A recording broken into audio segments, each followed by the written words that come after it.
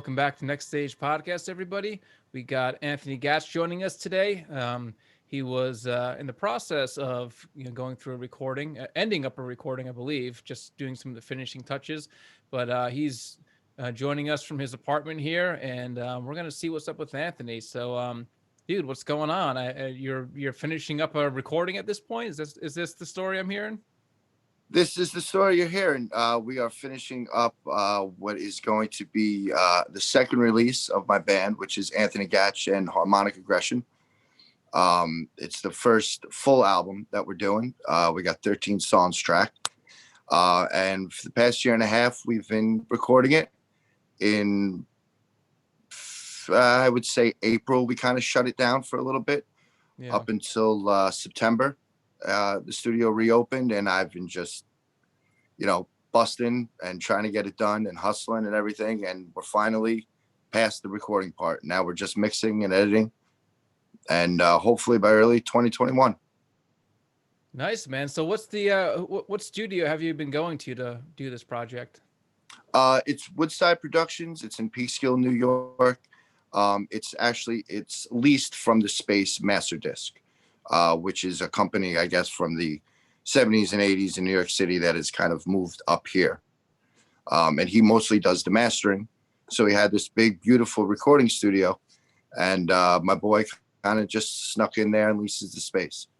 So he's working as Woodside Productions out of the Master Disc space. Oh, very cool. So this was a project that had been going on, and then pandemic hit. You had to put it on hold for a little while. Like, what was that process like? Did you guys, were you in the studio when you found out? Like, when did you find out that you had to put this on hold for a little bit? Well, I guess it was when everything else kind of shut down, when all the restaurants and the indoor dining and stuff like that shut down, which I guess was April, May, sometime around then. It was just kind of everything was just done. What can you do?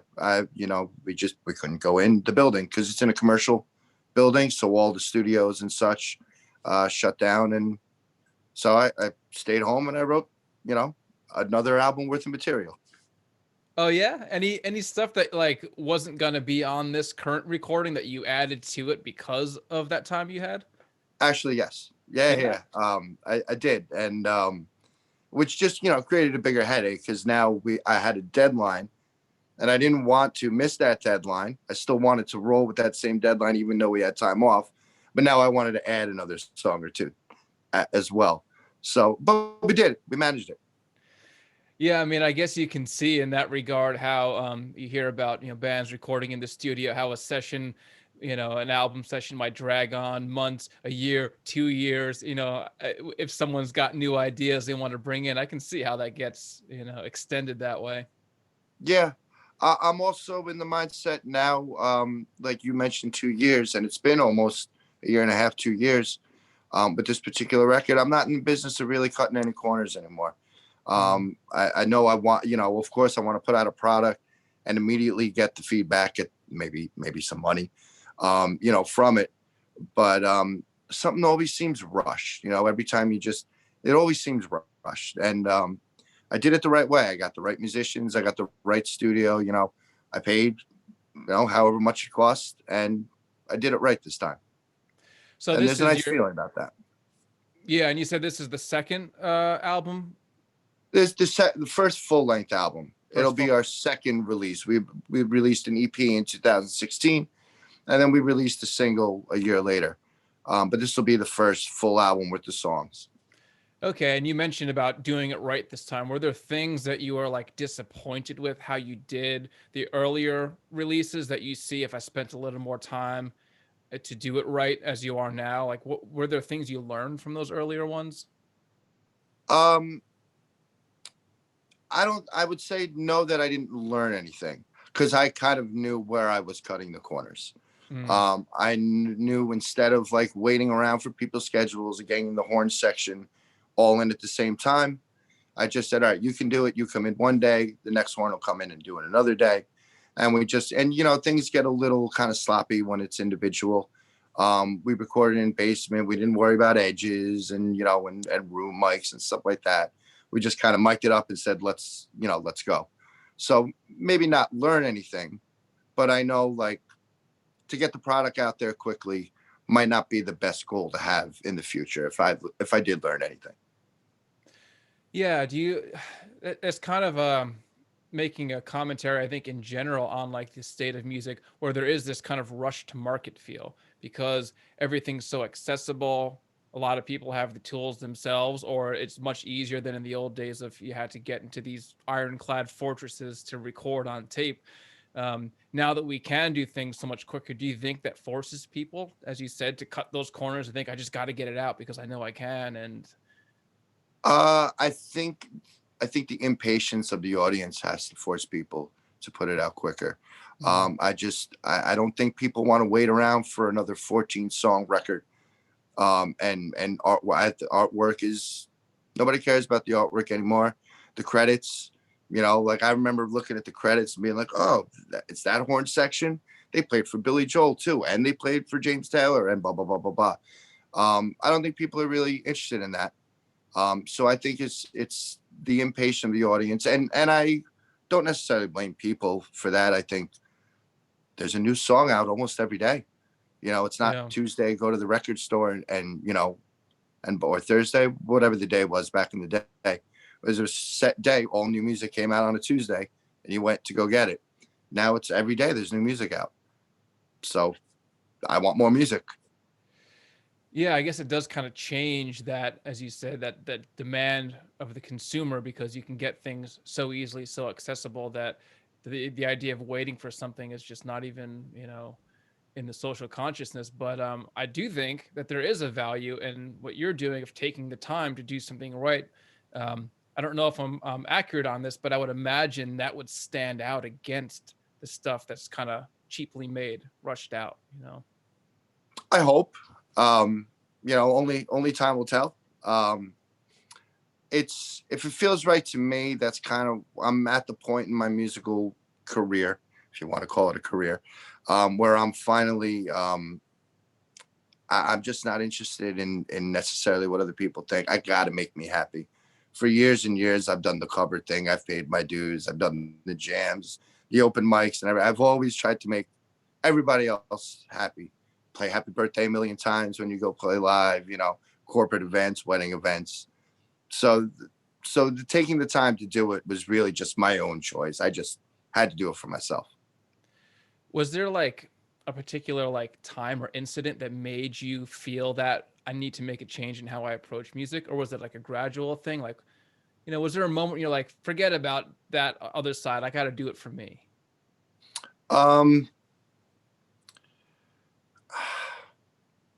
I'm not so sure. I think so. When I started this band, Harmonic Aggression, Mm. it was a lot of friends in the band, um, and it was a great time. We used to do the city shows and the pay for play shows, and such like that. And you would go down and you'd have a show and you get a couple of drinks afterwards. And the band we were a 10-piece band, so it was a lot of fun. It was just a hangout all the time. And then little by little, who had a baby, who had to move away for a career.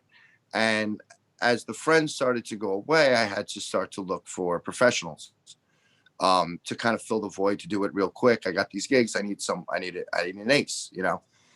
And then it kind of just followed that trail to where I have a couple core people from back in the day, but for the most part, it's just guys that I can really rely on, professionals. I make sure that I get the gigs that pay them well, so they keep on coming back, of course. But for the most part, they're just like, what do you want? We'll learn it. We'll do it. And I think that's what started to make me like, oh, hey, I'm a band leader, Mm. and I'm just gonna just do what makes me feel right. And as long as I'm nice and I get everybody paid, everybody's gonna be there when I need them. So that's kind of where I'm at right now.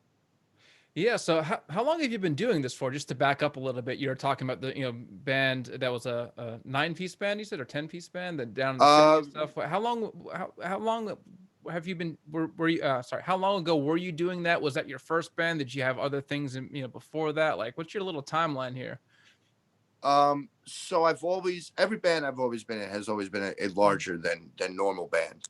Um, I always had a horn section in my band, whether it be two horns or whether it be three to four horns. Now we're four horns. Um, and so bands have varied. This particular band has been around, I think, since 2014.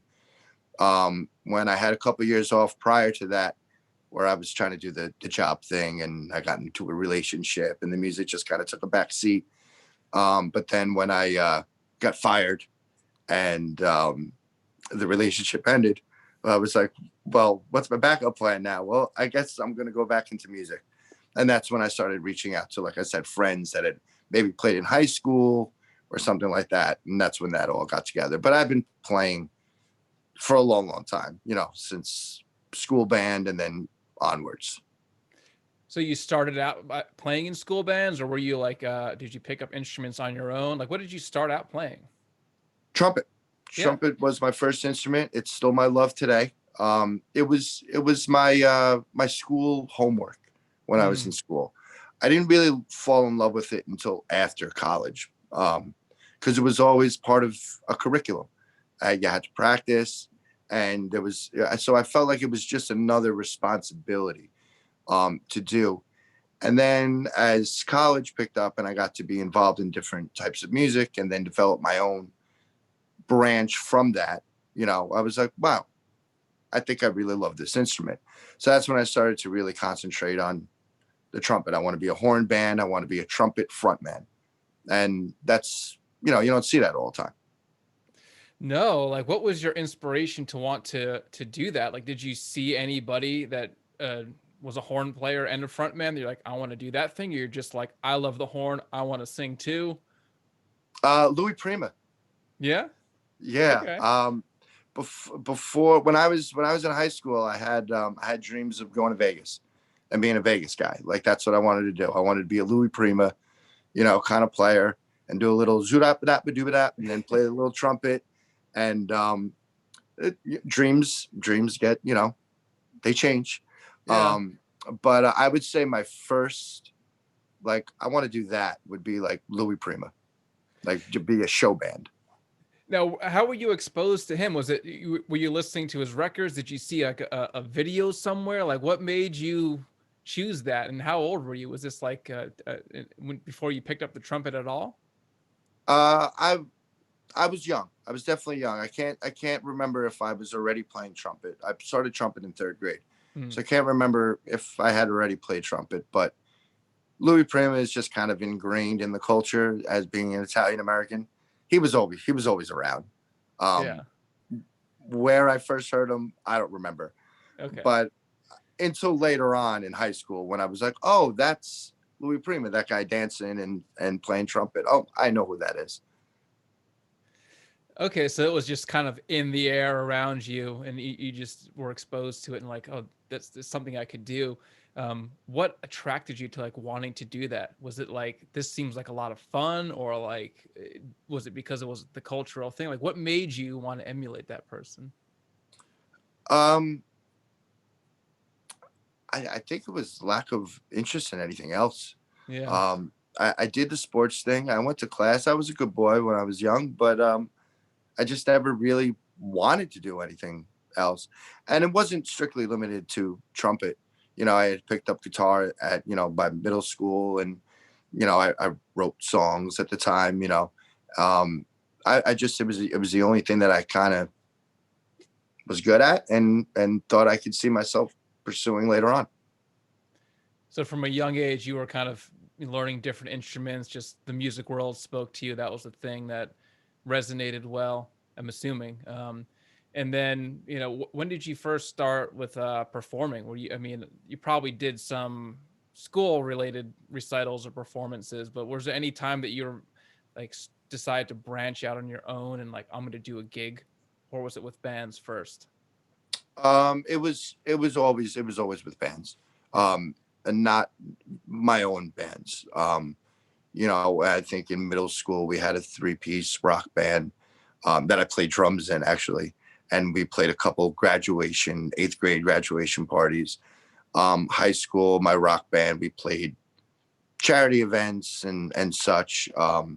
So I always kind of had that away from school performance as well. And I always had kind of a drive to do that July 4th celebrations in the park, stuff like that.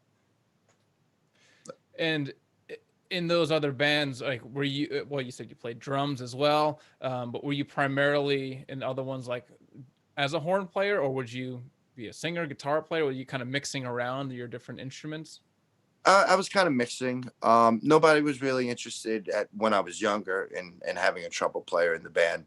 And because, like I explained before, trumpet being like the school instrument, I was kind of like, I picked up guitar to kind of rebel, against school. Like, so, like I said, I was a good boy. If playing guitar was my biggest rebellion, like I'm pretty good.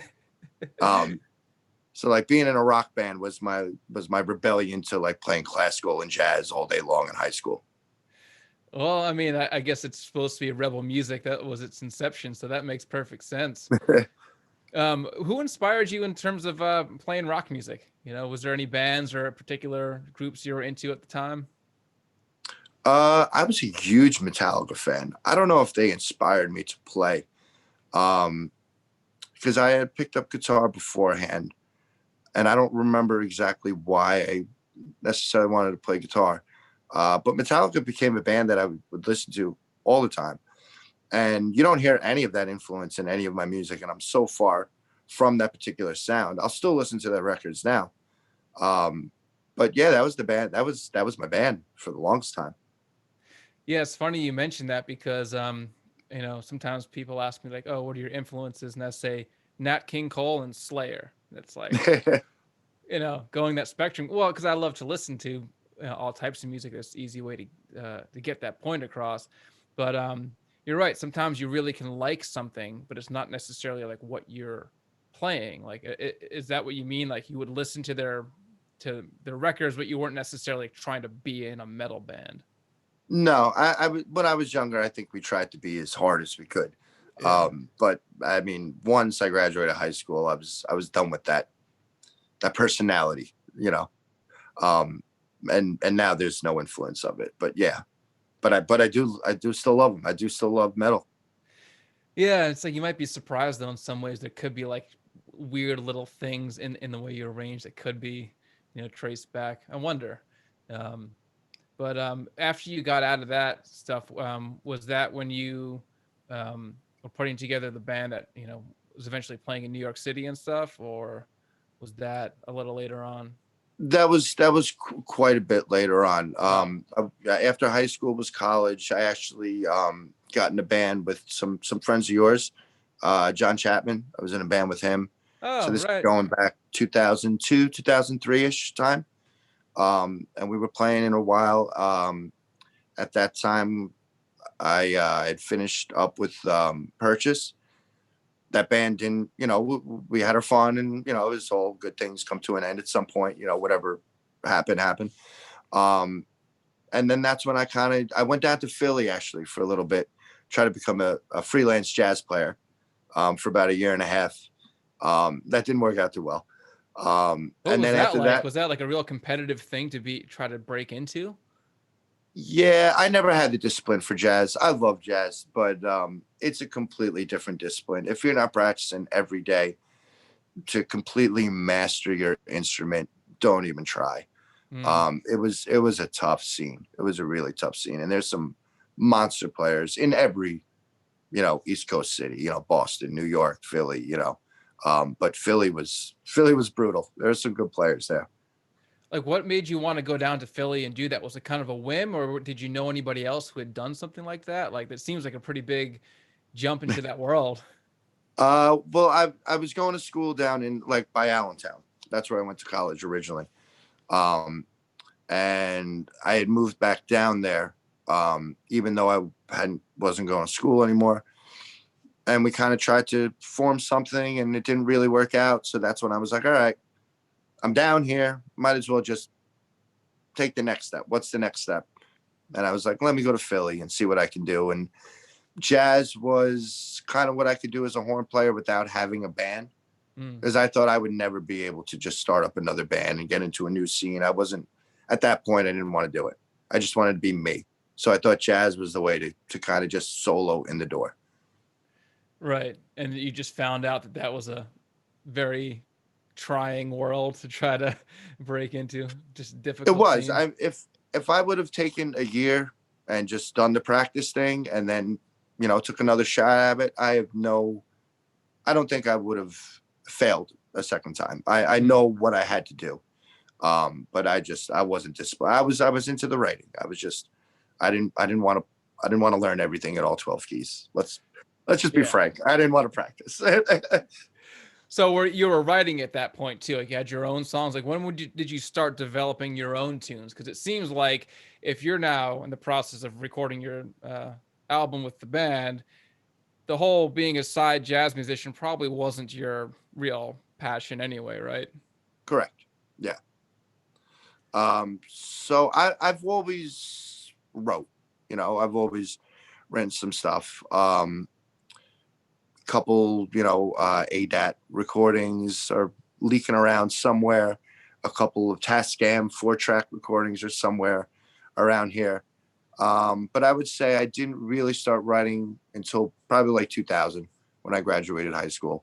Okay. Um, and this particular album still has a callback to some of the songs from like 2000, updated arrangements, bigger arrangements than I had once envisioned.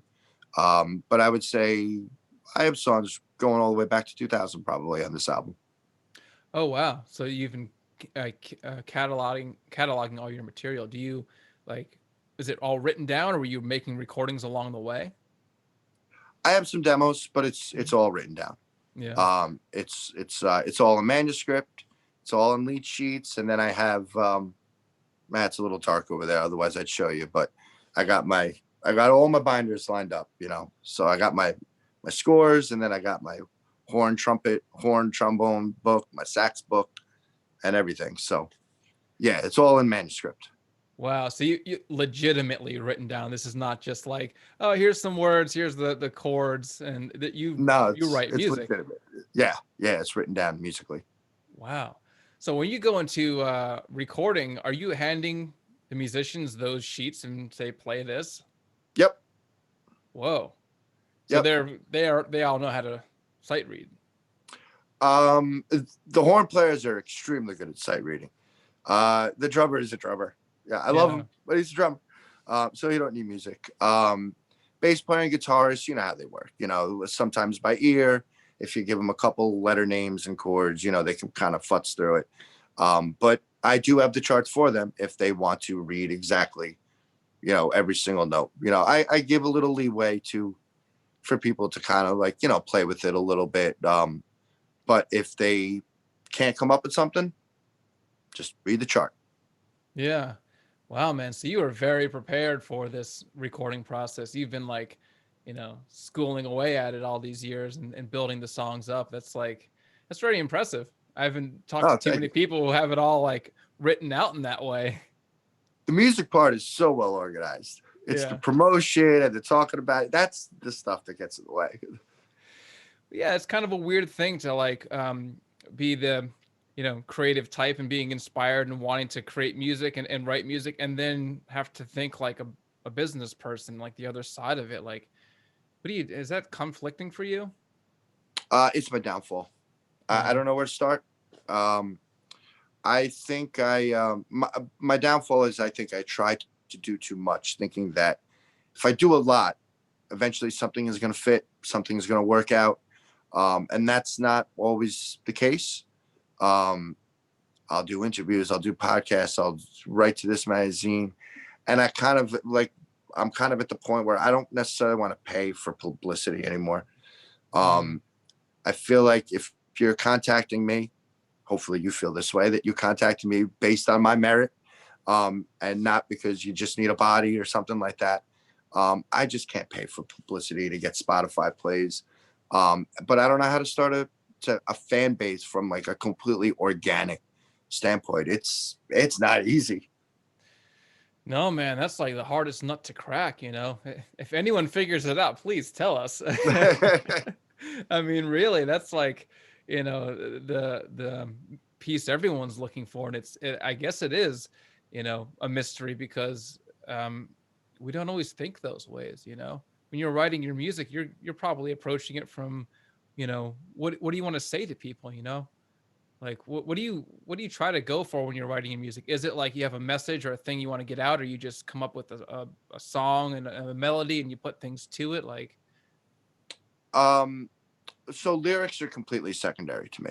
yeah, I don't try to convey any sort of message in my lyrics.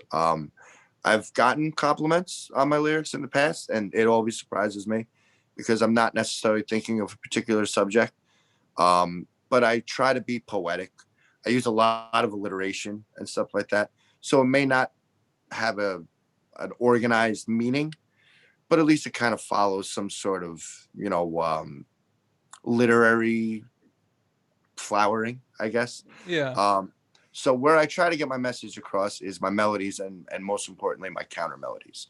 oh, Um, I'm a big fan of the horns helping out the vocals, but at the same time doing their own thing. You got your chords as your harmony, your beat, of course, your drum, your bass player, working as a rhythm section. But then you got these horns, and I could just use them as stabs, like in the old funk and disco stuff like that. But I really like playing off the lyrics, off the melody of the lyricist, rather. so when you say counter melody, what does that mean? I mean, I guess I kind of understand what I can infer, but I don't really know what that term means. Um, how to explain this without sounding pretentious? Well, Um, sound pretentious. It's totally fine, man. This is about music here. We're talking. so you got your melody, um, and there's always space in a melody.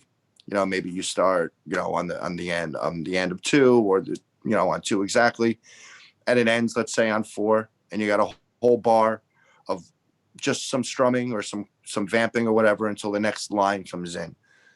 I like to fill that space Okay. with something. So maybe if you were humming the song, you would hum the melody of the lyrics and the horns, maybe at the same time, but there's an actual distinction on the recorded version.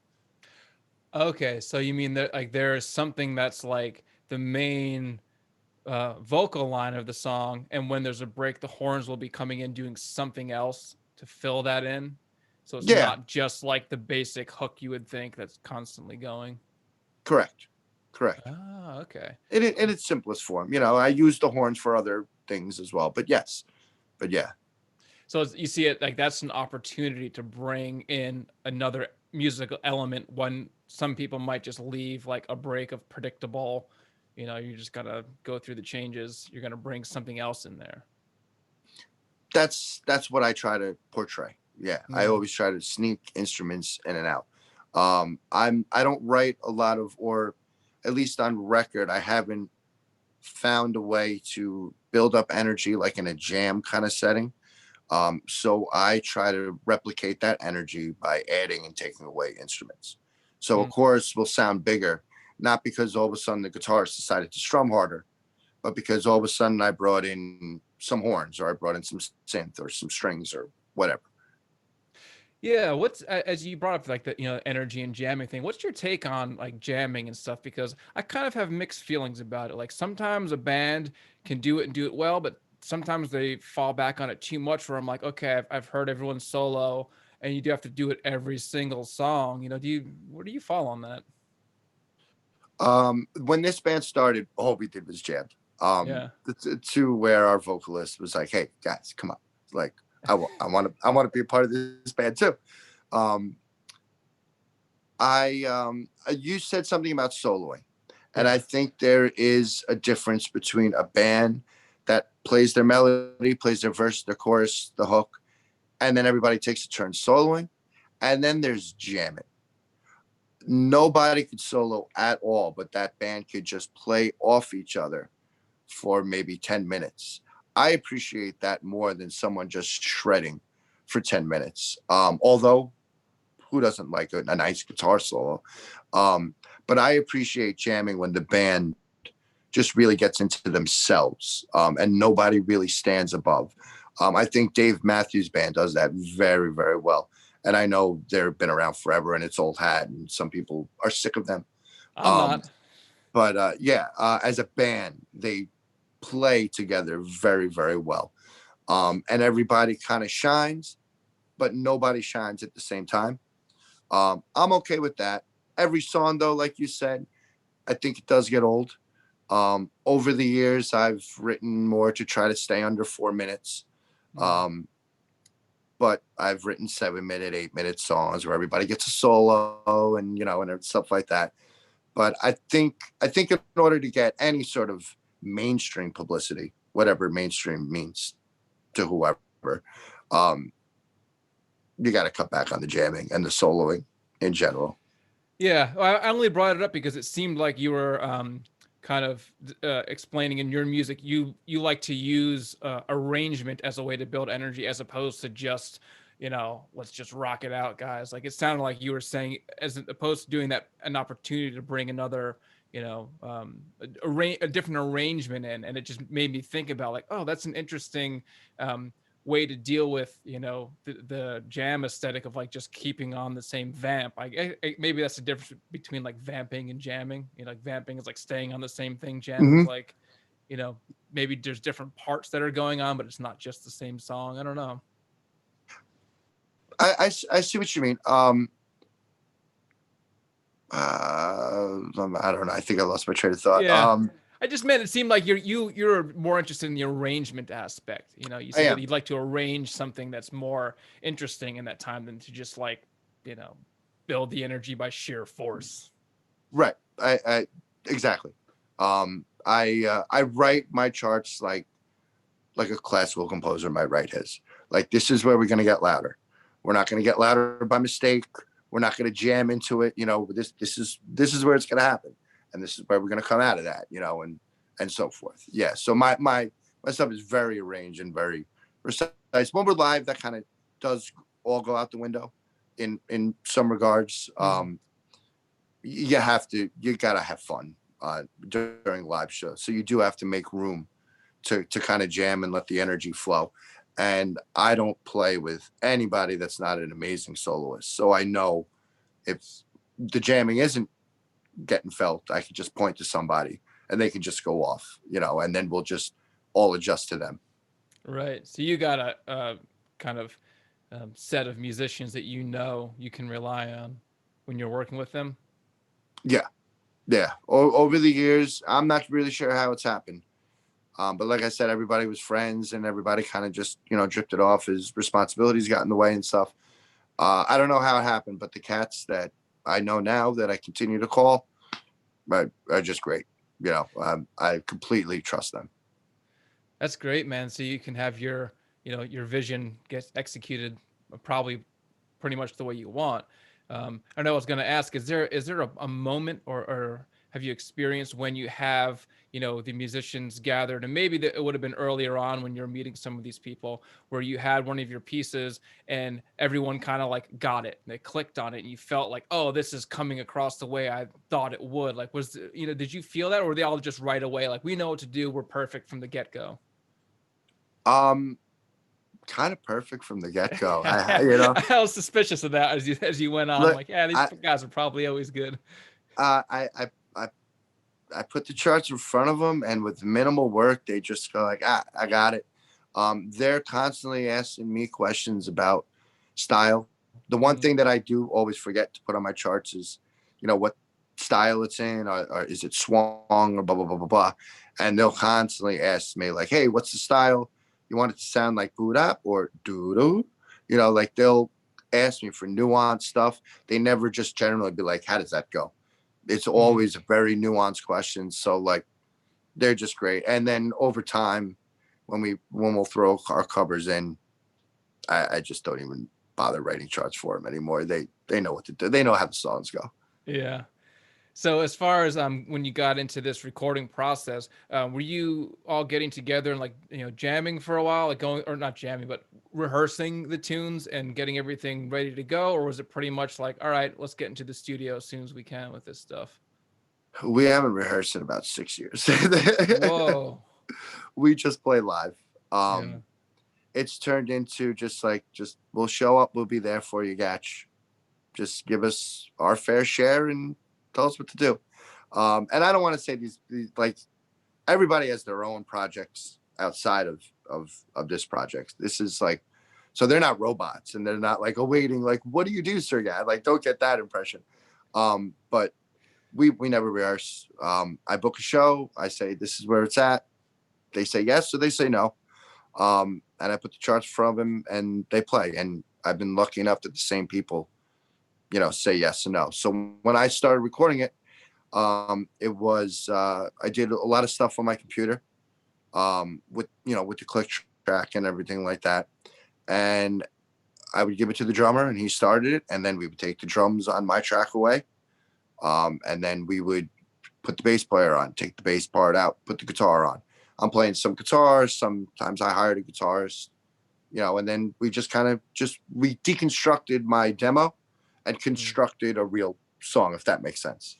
Completely makes sense. Like you built the first go around, and you're just replacing the components with like, okay, here's the real part that's going Right. to be on With the people record. that can play better than me. That's Yeah. basically Okay. what I did. So you made like the model, and they put in the real robust components to make Exactly. it work. What are you playing on this album? I always, because I know, primarily I've seen you as a solo performer, singer, guitar player. I thought you were always a front person. Is that the case on this? I'm trying not to. Really? I know so many vocalists that are great, that are much better than me over the years. Just have met them that I don't want to sing. If I know a better singer. So when I was going back to my core pretty much the guys that have been forever is my female vocalist and my drummer. They've been with me since day one, and they haven't changed. And everybody else has been coming in over time. And I think I'm singing 2 songs on the record out of the 13 that we recorded. All the trumpet parts are me. And there's some songs where I'm playing all the guitar and bass parts, maybe even a little organ. There's some songs where I'm not playing anything. I'm just clearly the writer. I'm serving the song, and I'm getting the best musicians I can to do it. And if I play through it and my voice cracks once, I say, who can I call up that can do it? And that's kind of where I am right now. Wow, man, that's a completely like different world than most of the people that I've talked to through this. It's usually somebody who's like, I'm the show, I'm the singer, I'm the songwriter, I'm the whole thing, and you're like arrange. You're kind of like this other role where you're creating the songs and music, but you're not trying to be like, this is the me show. It's like, as you said, serving the song. That's such a true musician's approach to it. I haven't, come across many people like that. It's amazing. I appreciate that. I still think there's a ego to it, because my pride is in being a band leader and writer, um, not as an instrumentalist, not as a vocalist. Um, so where you may say like, oh, that's a musician's approach, I may say like, no, it's selfish because I'm the writer. Like that's what I want to do. So let the vocalists go up and dance and sing, and let them have their fun if that's what they want to do. Yeah, it's just that's like I said, I haven't encountered too many people where the I guess that's maybe the more traditional idea of a band leader as opposed to like the front man, the front person. You tend to think like that's the person in charge, but a band leader, I guess, can be in any capacity. So that's like I don't want to say like an old school thought, but it kind of is. It's usually you think about, in the rock and pop world. Well, maybe in the pop world, you got more producers that are and arrangers that are really the stars. So maybe, Yeah. Um, yeah, maybe. I would say in the pop world, definitely these days, the producers do more for the arrangement of the song. Um, anyway, but the star is still the star. yeah, They're still getting going on stage, and they're getting all the accolades. I don't know. I like in the position that I've kind of met for myself, and I think it would be a shame to not call up all these great cats that I've met over the years that I know could do a better job. And what's the only thing standing in the way is a couple bucks here and there. hmm. Granted, it may get expensive on my end, and it has, but it's worth it. Or I feel anyway. That's I value it. Yeah, well, you're truly serving your art in that way, and it's going to give you the best possible product at the end. So I'm really now excited to hear when this stuff comes out. It's like I've gotten the whole lead up story. Now I got to hear the stuff. When is it going to come out? I know you're kind of uncertain now because of some delays, but is it you're thinking spring, summer? Oh, I think it'll be out way before the spring. I'm looking at more like February. Oh, Um, okay, yeah, yeah. There is a couple singles that we've released from the album already. okay. Because the original plan was to have it all out by a couple days before Christmas. That Mm, was without the shutdown. And then when we started up again in like September-ish or late August, maybe, um, like I really rushed to get that December deadline met. And it just didn't happen. But yeah. I think I did enough where I think February is pretty realistic. If we were on that same schedule, like we took those 4 months off and added, I would say maybe then a spring release. But since I just kind of hustled so much when we were back open, I think we can do February. But there are three singles: "The Happiest Day" and "Funk Y," which are already out on Spotify, YouTube, and such, and all those other platforms. Hmm. Um, and they'll be on the album. And then December 20th, our song "That Shot" will be coming out, and that'll be like our Christmas song to replace the what was going to be our release. Yeah. And what name is it under? If anyone's going to search for it, Anthony Gatch and Harmonic Aggression. Anthony Gatch and Harmonic Aggression. Okay. And so you're thinking maybe February will be the full album. That's cool. I'm glad that you're putting a few out ahead of time, singles like that. I think that works, especially in this day and age where people are kind of like you see what's on Spotify, you check things, you might see a song by a band, and then okay, check back a little while later, there's another one, that kind of trickling them out. I think that's a very um, appropriate approach for right now, and then the album comes out after. And strangely, I know in your mind, kind of a setback with everything, but given that who knows when the live performance will be coming back, would probably around springtime. So like a February release would probably prime for, you can do shows in April and stuff. Hopefully by that point. That's what I'm hoping. I didn't want to release because I did think about this a little bit. And now with all the information, the medical information that we're getting out now, like if I release it a little bit too early, like let's say I met the December, deadline now before the album release party, that's 4 months away, 5 months away, depending on the vaccine or whatever. But maybe if it's end of winter, that people can start thinking about, hiring shows. Obviously, because of the size of my band, my venue um, availability is limited. So I need to find a big stage and stuff like that. I just can't go find my favorite bar and be like, we'll set up in the corner.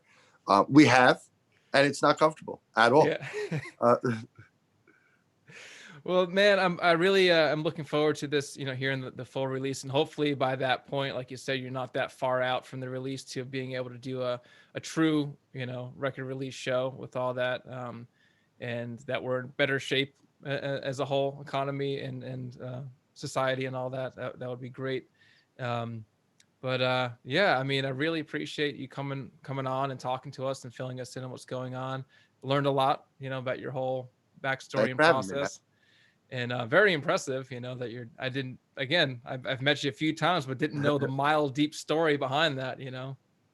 Thank you. When Jesse had said the other day, "Oh, no performing," I'm like, "Well, I'm gonna ramble. I know I'm gonna ramble." I'm like, "No performing, just all talking, huh?" Oh, it's not rambling at all, man. You're great.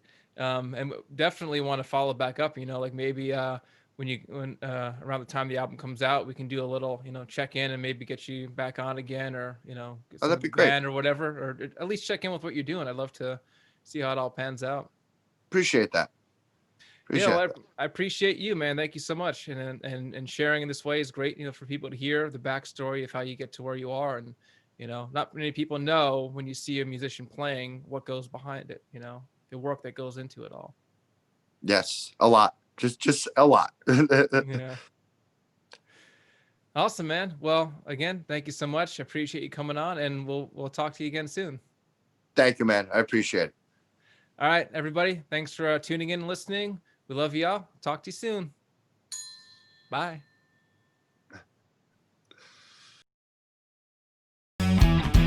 Appreciate it, guys. Yeah.